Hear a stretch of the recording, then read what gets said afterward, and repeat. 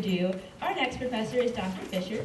Dr. Fischer teaches Chinese intellectual history and offers courses on Confucianism, Taoism, cultural history, and pre-modern literature. He has published 2 articles of text criticism on ancient texts and is also the proud published author of Shizi, Chinese first syncretist. He is a great resource to learn about Chinese texts. So without further ado, please help me welcome Dr. Fischer.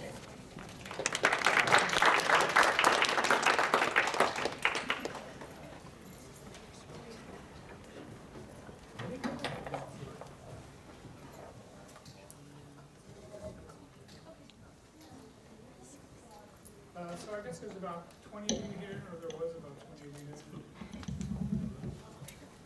If you can't hear, if you have any questions, just speak up while I'm talking. So as you may or may not know, there was a cluster hire a few years ago, so a lot of us are rather new to WKU. Pretty much everyone, well not everyone, but there are several people that are talking today that's only been here for 3 years. So WKU has made a concerted effort to deepen the resources for y'all who are coming to learn language. So you can also do things like history and archaeology and political science. So I hope that this grows. The department is growing. We now have a major. I mean, all kinds of things are growing around here. So I think you guys are going to be part of a groundswell of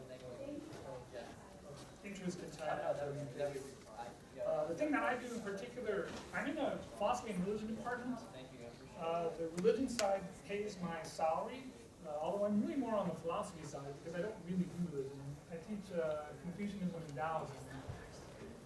But as anyone who's taken those classes knows, they're not really like other religions. I mean, there's no, you're not praying to somebody, and there's no sacred text, and there's no, there's no sin and salvation, a sort of paradigm. It's really just intellectual history or cultural history. So I think what I do overlaps quite a bit with what Professor Gu does. She does more political history and cultural history, and I do cultural history and intellectual history or philosophical history. So Confucianism, and I don't know what people think about Confucianism, but it's really just an impetus in Chinese culture to get people to read and to be educated. Nobody, you don't worship Confucius, and he's not up in heaven looking down on you or anything. So Confucianism really is just, in a way, the backbone of Chinese culture insofar as Chinese educated people want you to become educated everywhere in the world. Taoism is a little more aesthetic. The picture down here is of a Chinese garden in Suzhou. And there's more of an emphasis on aesthetics and painting and a different kind of more introspective philosophy. So I do offer those 2 courses, 317 and 318, every year. So they'll be offered, each one will be offered every other year. And they fit well together. One side being more the public life and Confucianism, how you deal with society and with family, and the other side, Taoism, with how you spend your time thinking about your backyard and the Chinese literature, I've only offered once. I hope that gets off the ground. So that's a survey of Chinese literature from about, I started around about 500 BC and then all the way up to today. So it's a survey of literature, all different kinds of genres. There's plays, there's poetry, there's narrative. And so that's, I hope, will be a permanent class. So it's 3XX because it hasn't become a regular class just yet. I taught it as a 401 last term, so I hope in the future it will be a permanent part.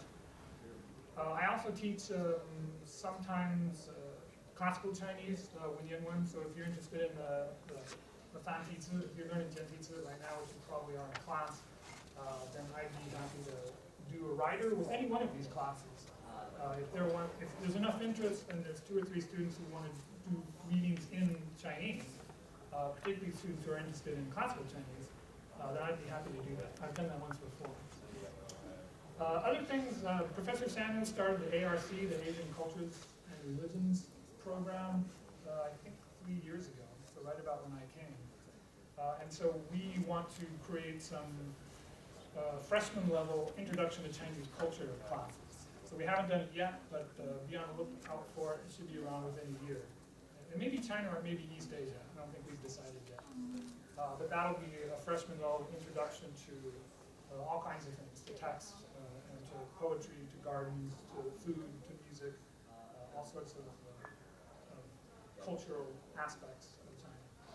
So like Professor Du, I see this, my classes also as filling out your knowledge of China, your knowledge of Chinese history, but I'm a little more philosophical, I guess. And, so I deal mainly with the textual tradition in intellectual history. So I believe these three are all, but I do hope, I only have these three now, but I hope within the next few years I'll have 4 or 5 or 6 classes that will be directed towards particularly the study of China, possibly East Asia. Any questions about this or what I do? Yes, sir?